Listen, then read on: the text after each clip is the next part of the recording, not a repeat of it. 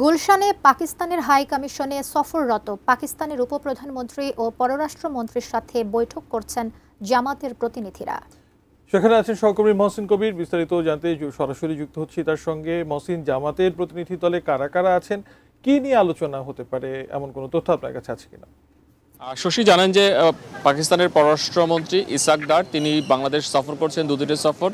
আজকেই তিনি ঢাকায় পৌঁছেছেন এবং তার বেশ কিছু কর্মসূচি রয়েছে এবং তার মধ্যে এখন যে কর্মসূচি চলছে যে পাকিস্তানের যে হাই কমিশন রয়েছে গুলশানে, সেখানে বৈঠক করছে জামাত ইসলামের একটি প্রতিনিধি দল, যেখানে দলটির নায়েবে আমির আবদুল্লাহ মোহাম্মদ তাহের এর নেতৃত্বে 5 সদস্যের প্রতিনিধি রয়েছে এবং কিছুক্ষণ আগে তার সঙ্গে বৈঠক করেছেন পাকিস্তানি পররাষ্ট্রমন্ত্রীর সঙ্গে বৈঠক করেছেন এনসিপির প্রতিনিধিরা। এনসিপির 7 সদস্যের প্রতিনিধি, যেখানে নেতৃত্ব দিয়েছে দলটির সদস্য সচিব আক্তার হোসেন, ছিলেন নাসিরউদ্দিন পাটোয়ারি সহ মোট 7 জন। এবং তারা এখানে কথা বলেছেন।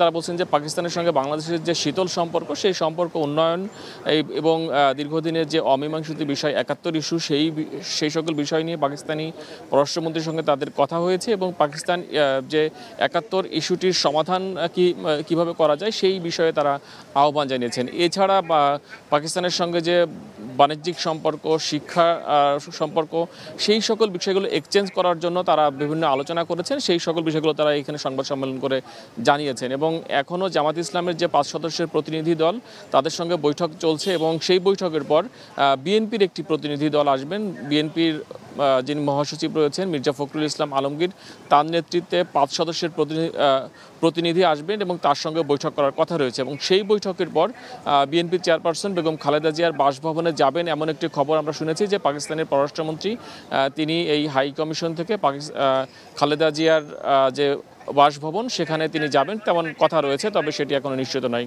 তো সার্বিক পরিস্থিতি এই কিছুক্ষণের মধ্যে জামাত ইসলাম হয়তো সংবাদ সম্মেলন করে তারা কি নিয়ে তারা বৈঠক করলেন সেই বিষয় নিয়ে হয়তো তারা তুলে ধরবেন এবং এরপরে বিএনপি আসলে বিএনপির বৈঠকের পর আমরা কথা বলে জানতে চেষ্টা করব যে কোন কোন বিষয়গুলো নিয়ে আলোচনা হয়েছে।